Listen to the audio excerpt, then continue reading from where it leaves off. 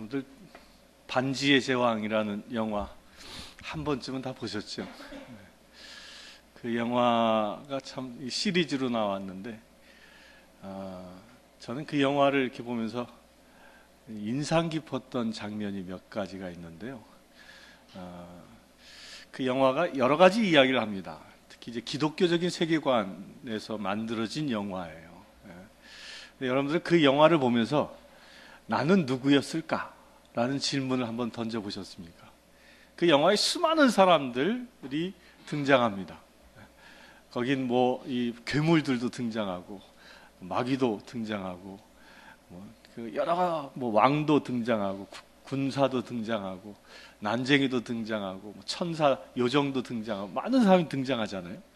그 수많은 등장인물 가운데, 나는 저 사람 같지 않을까라는 생각을 한번 해본 적 있습니까? 안 해봤어요. 영화를 안 봤어요. 그 유명한 영화를 못 보시다니 애석합니다. 저는 그 영화를 보면서 뇌리에 딱 박혀 있는 이 등장 인물이 누구냐면 콜룬. 그 콜룬이 어떤 존재예요? 사람도 아니고 원숭이도 아니고 아주 묘하게 등장합니다. 그 반나체로 걸어 다니는 거 보면 꼭 침팬지처럼 다니고, 그런데 사람이야. 삐쩍 말라가지고요, 사람이. 머리는 대머리에 머리카락 몇 개만 이렇게 듬성듬성 나 있어요. 근데 이 콜룬이 이 호빗을 돕잖아요. 주인공을 돕지요. 길 안내자로 이렇게 가면서 그 주인공과 더불어 이렇게 가면서 이 사건들이 막 일어나는데, 그 콜룬을 잘 보면요, 그 영화 제작자가 무엇을 의도하고 있는지를 그 콜룬을 통하여 정확하게 보여줍니다. 그 콜룬을 통하여 말하고자 하는 제작자의 의도가 뭐냐면, 콜룬이 인간들아 너희들이다 라는 거예요. 나다라는 거예요. 이 세상을 살고 있는 우리가 콜룬과 같은 존재다라는 것을 아주 강력하게 얘기하고 있는 겁니다. 그 영화는 되게 전쟁 씬이 많죠. 마귀 군대하고 아주 괴물 군대하고 인간의 군대와 이렇게 전쟁하는 이야기들이 많이 등장하는데, 그런데 그 전쟁하는 군대들은요 아주 정확하게 나눠져 있어요. 마귀 편이냐 아니면 의의 편이냐, 악의 편이냐 의의 편이냐 정확하게 나눠져 있지만, 그 중간을 악에도 갔다가 의에도 갔다가 막 넘나들면서 갈등하는 그 존재가 바로 콜룬. 이 콜룬이 주인공을 데리고 가면서 이 주인공이 가지고 있는 이 반지, 이 절대 반지라는 이 반지를 없애기 위하여 그 용암이 들끓는 곳 그 산으로 인도해 가면서 이 콜룬은 어떻게 해요? 이 주인공을 잘 인도해야 하는 것이 나의 사명이다 라는 그런 좋은 마음이 있어서 잘 인도하다가도 어느 순간 그 반지를 딱 보면 또 욕심이 딱 잡히는 거예요. 내가 저 반지의 주인인데, 내가 저 반지를 차지해서 내가 이 세상을 다스리는 자가 될 수 있을 텐데 라고 해서 그 욕심으로 주인공을 공격하기도 하고 반지를 뺏기도 하고, 막 이것이 교차하는 거예요. 선한 마음과 악한 마음이 영화 내내 이 콜룬의 마음은 교차합니다. 왔다 갔다. 인간의 마음 아닙니까? 우리 인간이 세상을 살아가면서 얼마나 많이 왔다 갔다 합니까? 하나님의 의로운 길이다 라고 알고 있으면서 불구하고, 내가 힘들고 어려울 때는 하나님의 의 앞에 엎드리지만, 내가 뭔가 좀 잘 나가는 것 같으면 하나님의 말씀과 의로운 전혀 관계없이 내 마음대로 사는, 이 콜룬이 딱 그래요. 딱 그래. 이 주인공이 뭔가 힘이 있으면 꼼짝 못하고 거기서 그냥 입안에 든 입안의 혀처럼 알아서 잘 섬겨져. 그러다가 어느 날 주인공이 힘들고 어려움에 빠지면 확 잡아먹으려고 들고. 이게 인간의 모습을 그대로 표현하고 있습니다. 그러면서 작가는 그런 인간이 그렇게 선과 악을 넘나드는 인간이 마지막으로 가야 할 곳이 어딘지를 정확하게 보여줍니다. 그 영화 보신 분들 기억납니까? 영화 보신 분들이요? 그 주인공과 더불어 이 콜룬이 드디어 목적지에 도달하죠. 용암이 들끓는 그 산 중턱에 그 동굴 안으로 들어갑니다. 동굴 안으로 들어갔는데 그때 이 콜론이 마지막으로 이 반지를 뺏을 기회인 거예요. 그래서 주인공과 막 싸움을 합니다. 막 싸움을 하다가 결국은 반지를 이 콜론이 잡아요. 마지막에 딱 잡아. 근데 어디서 잡아요? 절벽으로 떨어지면서 그 반지를 딱 잡는 거예요. 그러면서 그가 풍덩 빠졌는데 어디냐면 용암 속에 빠져서 최후를 맞이하는 거예요. 그 반지와 더불어 최후의 불 끓는 용암 속에서 죽어가는 거예요. 그게 인간의 종말이라는 거예요. 하나님이 말씀하시는 그 길을 온전히 순종하며 살지 아니하고 상황과 처지에 따라서 이리 갔다 저리 갔다 하는 그런 인간들은 결국 갈 곳이 어디라고요? 불 끓는 지옥과 같은 그 용암과 같은 곳밖에, 그것이 바로 그 인간이 가야 할 마지막 종착역이다라는 것을 이 영화 제작자가 이야기하고 있는 겁니다. 우리가 어떻게 살아야 할지를 그 영화는 분명히 얘기합니다. 세상을 살아가는 데 있어서 하나님은 우리를 늘 지켜보십니다. 하나님은 우리를 지켜보시면서 우리에게 한 가지 길을 제시하고 계십니다. 너희는 이 길을 따르라라고 말씀하고 계시고 그 길로 끊임없이 우리를 부르십니다. 그러면 그 부름을 받은 우리는 어떻게 해야 할까요? 그 부르심에 온전히 순종하며 곁눈질하지 않고 나아갈 수 있는 자가 되어야 하는 것입니다. 그렇게 되시길 축원합니다. 우리 부름받은 자들은요, 하나님이 말씀하시는 대로만 사는 자입니다.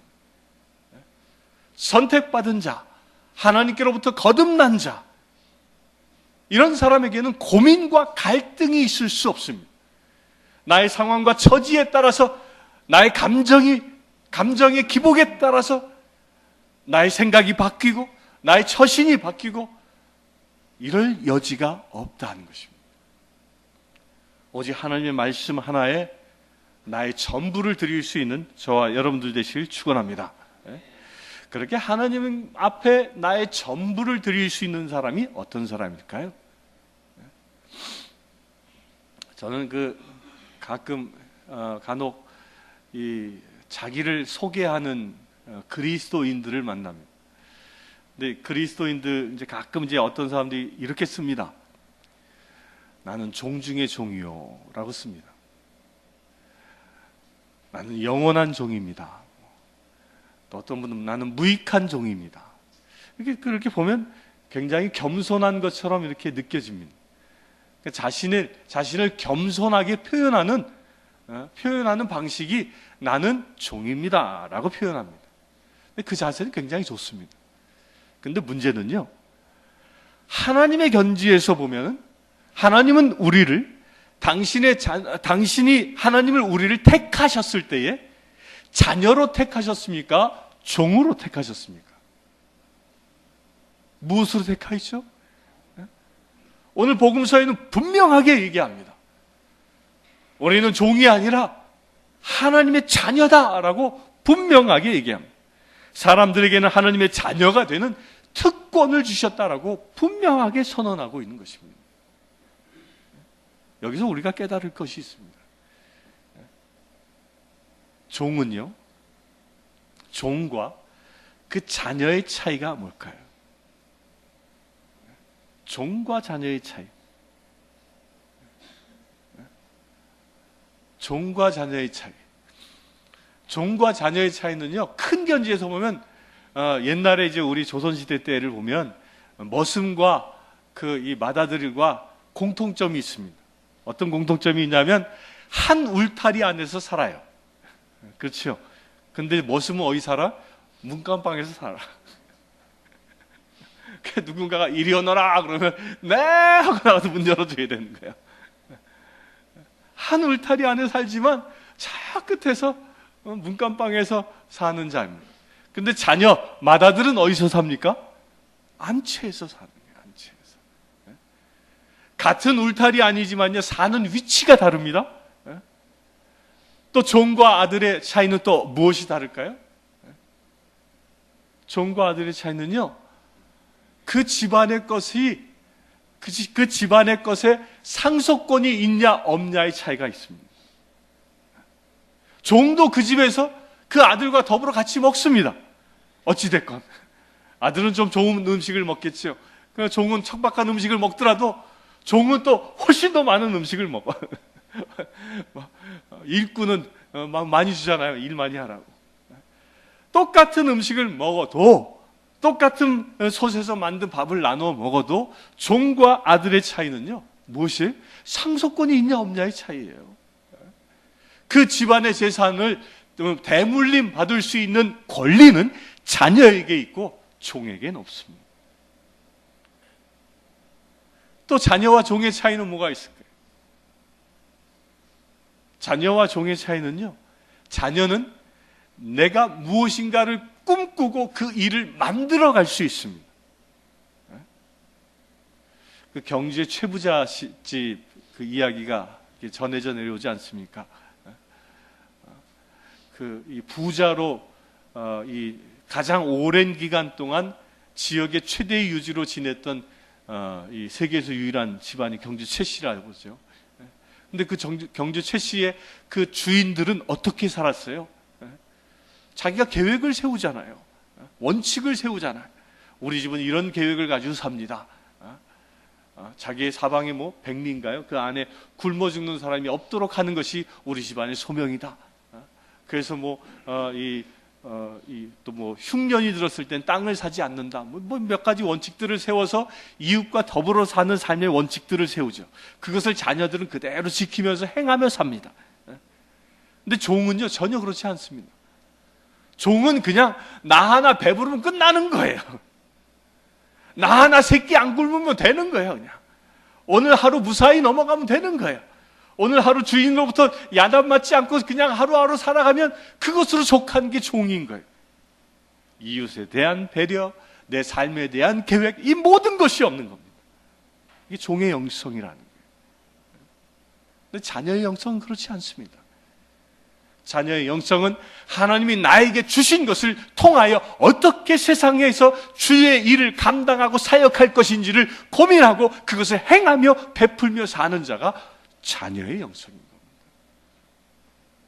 하나님은 2015년 우리 사랑하는 성도님들을 숨쉬며 지금도 건강하게 살아갈 수 있도록 허락하신 이유가 어디 있습니까?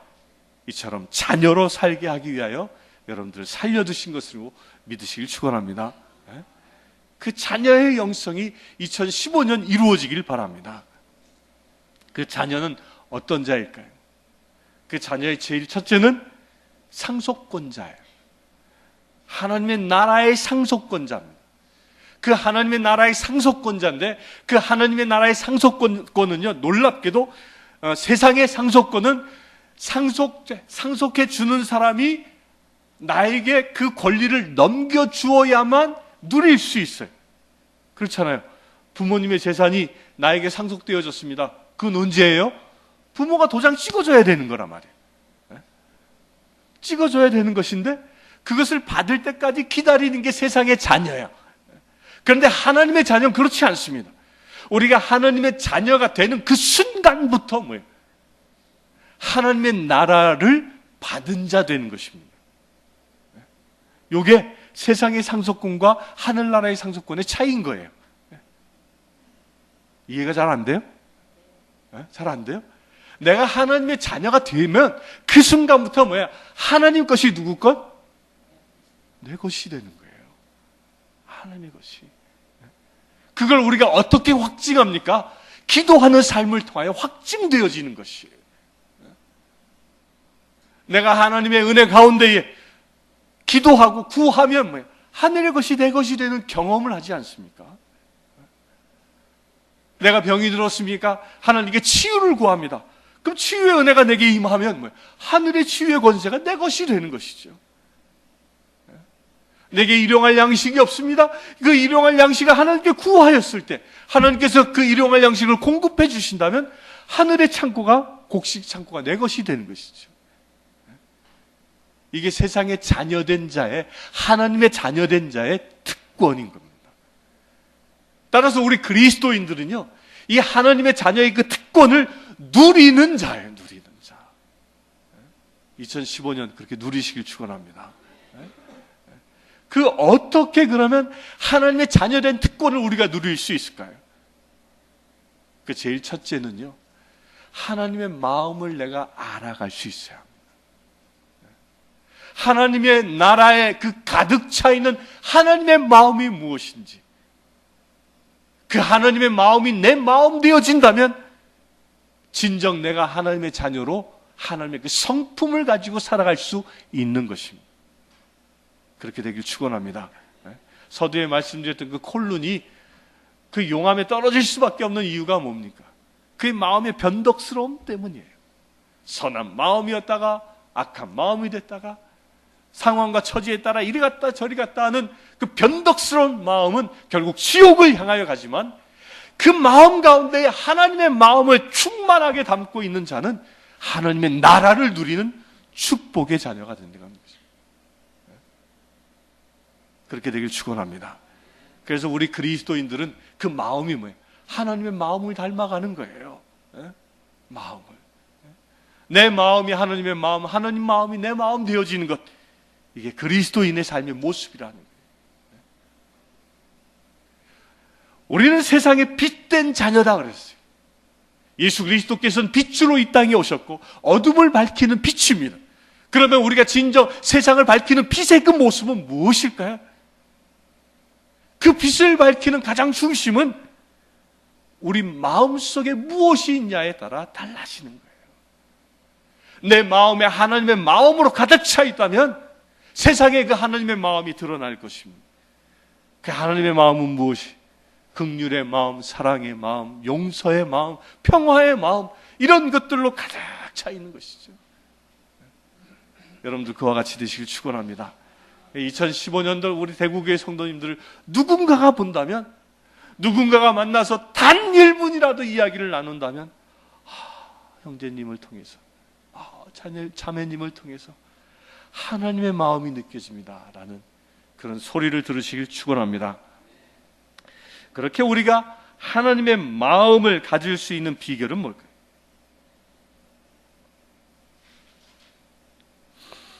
하나님의 마음을 가질 수 있는 비결. 하나님의 마음을 가질 수 있는 비결은요, 눈을 바꿔야 됩니다. 눈을. 사람은 보는 대로 행동하더라고요. 무엇을 많이 보고 사냐에 따라 그 사람이 결정됩니다. 여러분들 주로 뭘 봅니까? 뭘? 무엇을 봅니까? 무엇을?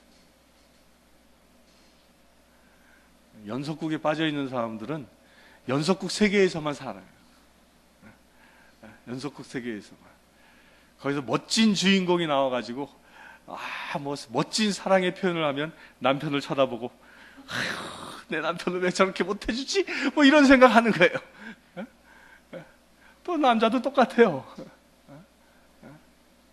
무엇을 보냐에 따라 그 사람의 사고가 결정된다는 거예요. 따라서 우리가 뭘 보냐가 대단히 중요합니다. 무엇을 봅니까?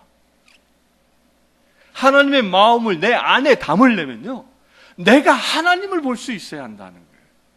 늘 하나님을 바라보는 그 마음, 그 늘 하나님을 향하여 있는 나의 시선이 하나님을 향하여 있을 때 내 마음이 하나님의 것으로 채워질 수 있다는 거예요. 그 하나님을 바라볼 수 있는 것이 뭔? 하나님은 눈에 보이지 않습니다. 그런데 놀랍게도 보이지 않는 하나님이 당신을 볼 수 있도록 계시해 주신 것이 두 가지가 있습니다. 첫 번째가 성경 말씀이에요. 말씀이 육신이 되신 분이 예수 그리스도라고 그랬죠. 이 성경 말씀이 하나님의 당신의 모습을 계시하고 있는 겁니다. 따라서 이 말씀을 우리가 숙지하고 있을 때 하나님의 마음을 알아가는 것입니다. 여기에는 온갖 상황과 처지에 대하여 하나님은 어떻게 생각하고 계시고 어떻게 행동하시는지를 다 기록하고 있지 않습니까? 우리 주보에 매주마다 성서 통독 스케줄을 게시합니다. 저도 이제 카운트하다 잊어버렸어. 지금이 6번째인가 이게? 7번째인가? 네, 7번째 지금 하고 있는데요. 해마다 우리들은 그럽니다. 올해는 내가 꼭 해야지. 근데 작심삼일이라 3일 만에 포기해버리기도 합니다. 어떤 분은 그러더라고요. 신부님, 제가요 이걸 꼭 읽어보기로 따라서 읽어보기로 결정했습니다. 아, 그래요? 잘해서 성서통독 꼭 하시기 바랍니다 그랬어요. 근데 그 다음 주 오셔서 그분이 그러더라고요. 신부님, 그런데요 분량이 그렇게 많은 줄 내가 미처 몰랐네요. 그러면서 포기했어요. 며칠 만에, 하루 만에. 제가 얼마나 상심이 되든지. 하루 만에 포기하지 마시고 도전하시길 축원합니다. 오늘 하다가 힘들면 내일 또 작심하고, 내일 하다가 또 힘들면 또 다시 작심하고. 그래서 365일 한번 읽어 나가서, 우리 180일이면요 한 권을 읽습니다. 이대로 따라가면 하나님의 마음을, 말씀을 통독함으로 알아가시길 축원합니다.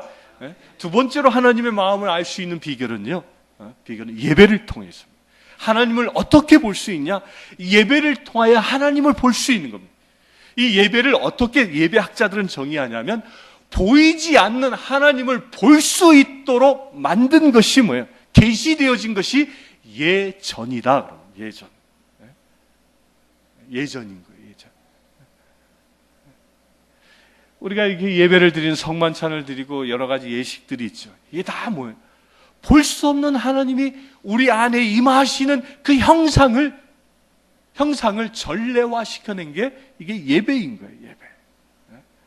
따라서 우리가 예배를 통하여 누구를 보아야 하는 거예요? 하나님을 볼 수 있어요. 하나님을. 예배를 통하여 임하여 계신 성령님을 볼 수 있어야 돼요. 예배를 통하여 나를 구원하시는 예수 그리스도를 볼 수 있어야 하는 것이죠. 우리가 드리는 이 예배는요, 매 예배 때마다 성만찬을 하지 않습니까? 이 성만찬의 고백은 무엇입니까? 떡과 포도주가 누구라고 우리가 믿음으로 고백합니까? 예수 그리스도이십니다. 나와 함께 나를 구원하시고 나를 인도하시고 나를 축복하시는 그 예수 그리스도가 지금 내게 오셨습니다라는 이 믿음의 고백을 가지고 성만찬을 참여하는 것입니다. 그럴 때 여러분들은 뭐예요? 그 성만찬을 통해서 그 면병과 그 포도주를 통하여 예수 그리스도를 볼 수 있는 것입니다. 이 설교 말씀을 통하여 하나님의 말씀을 듣고 성체 성사를 통하여 나에게 임하시는 하나님을 눈으로 목격하는 사건, 그리고 그분을 내 안에 온전히 영접하여 주님과 내가 온전히 하나 되어지는 사건, 이것이 바로 예배라는 것입니다. 그래서 예배를 보는 것입니다. 예배를 통하여 누구를 봅니까? 하나님을 보는 것입니다. 우리 사랑하는 성도님들, 우리 2015년도에는요 이 두 가지 한번 힘을 내봅시다. 성서 말씀을 통하여 하나님을 발견하고 예배에 열심히 참여함으로 인하여 예배를 통해서 하나님을 볼 수 있으시길 축원합니다. 그래 여러분들이 세상을 밝히는 빛, 온 세상의 어둠을 물리칠 수 있는 그리스도의 또 다른 그리스도, 또 다른 하나님의 자녀로 세상을 밝히는 거룩한 빛이 되시길 주의 이름으로 축원합니다. 성부와 성자와 성령의 이름으로 말씀드렸습니다.